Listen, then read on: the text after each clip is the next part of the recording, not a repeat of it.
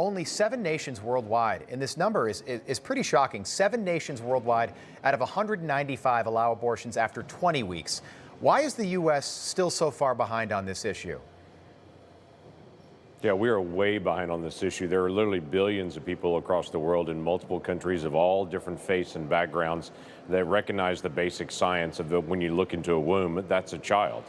Even when you're dealing with a 15-week-old baby, like Mississippi law and their challenge of it, that child has all of their organs already developed. They're already sucking their thumb, all 10 fingers, all 10 toes. Their heart is beating at that point. They're already showing favoritism for left hand or right hand.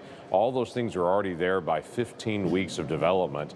What the Mississippi law is asking for is a very reasonable argument, but it drives at the heart of where Roe v. Wade is in 1973, when the court said this arbitrary ruling of viability, that states couldn't be involved in protecting the lives of their own citizens unless they're viable. That rule has never been good. It has never been easy to interpret for courts around the country, and we need to be able to push back on that. I'm a firm believer that a child is a child at the moment of fertilization, that there's something unique about that cell, right, with different DNA. That's a person there. But certainly by 15 weeks, you can clearly see that's a baby. Well, we know in Europe, 47 out of 50 countries, many don't allow abortions after 12 weeks.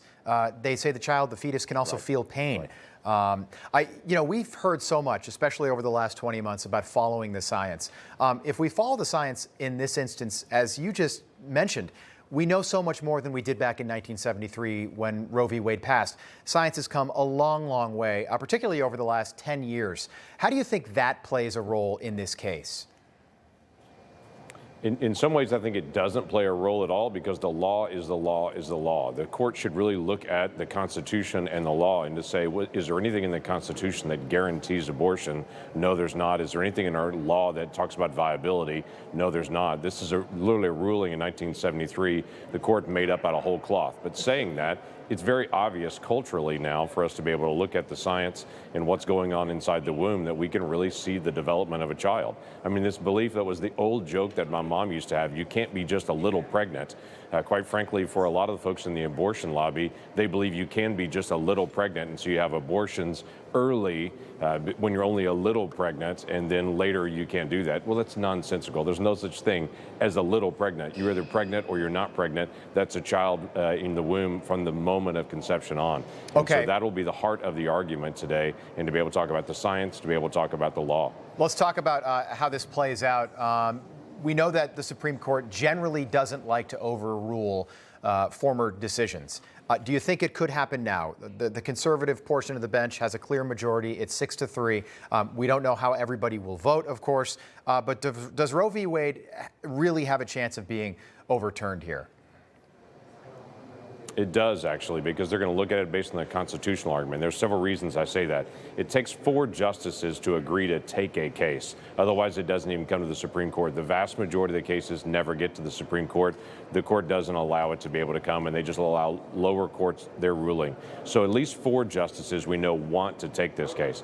I don't believe personally that those 4 justices would take this case unless there's already a 5th justice that they know of that's serious about taking a hard look at the facts on that. That's number 1. Number 2 on this, we do have a 6-3 conservative majority. Now, that's not necessarily a conservative politically. That means how they look at the law is conservative. They're just following the Constitution. It's difficult to look at the Roe v. Wade decision and to say they follow the Constitution. And the third big reason is, if you look back at other major decisions like Brown versus Board of Education, where this separate but equal was put out, that literally in the late 1800s, the Supreme Court ruled separate but equal is fine and set up segregation. Well, it was just over 50 years later when the court overturned that and said that's absurd. They re-looked at that big decision. The same thing on tax policy. There's a 2018 ruling on internet taxation and what's called physical presence. That was about 50 years that they had looked back on that and said they were going to overturn a major piece on how we actually handle tax policy. We're at that 50-year mark on Roe v. Wade as well, that it's been there now 48 years. It's time for the court to be able to take a serious look at it and go back and reevaluate what the previous court and the previous generation did. Okay, so point taken. The other side of the aisle, many on the Democratic left are not happy with what's going on. Jeanne Shaheen, senator from New Hampshire, threatened a, quote, revolution if the Supreme Court does overrule this. Now, let's say this is overturned, which would be historic. What happens after that? What are the next steps?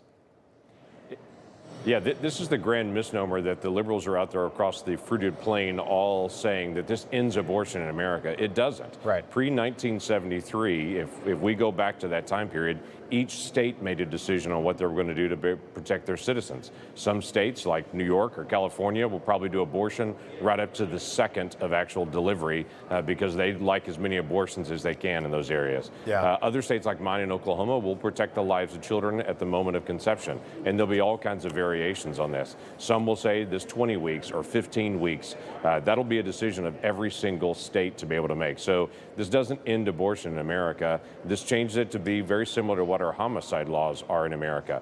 In my state, if you kill a pregnant woman, you're actually charged with murder for 2 counts, the child and the mom. In Right. other states, if you kill a pregnant woman, you're only charged with 1 count of murder because they have no count for the child itself. That's different. The Supreme Court allows that. It'll also be the same thing dealing with abortion. State to state, they'll make different decisions. But it doesn't end abortion in America. It just moves the debate to every single state. Thanks for clearing that up, Senator. Again, 7 out of 195 nations worldwide, only 7 allow abortion after 20 weeks. An unbelievable number. Senator James Lankford, thanks so much for joining us this morning. Keep us posted. Thank you. Hey, I'm Rob Finnerty. Thanks for watching. If you enjoyed this video, please join the conversation in the comments below. Don't forget to subscribe, too. Hit the bell icon to be alerted to breaking news. And remember, there's a whole lot more on Newsmax TV, America's fastest growing cable news network. Newsmax TV, we're real news for real people.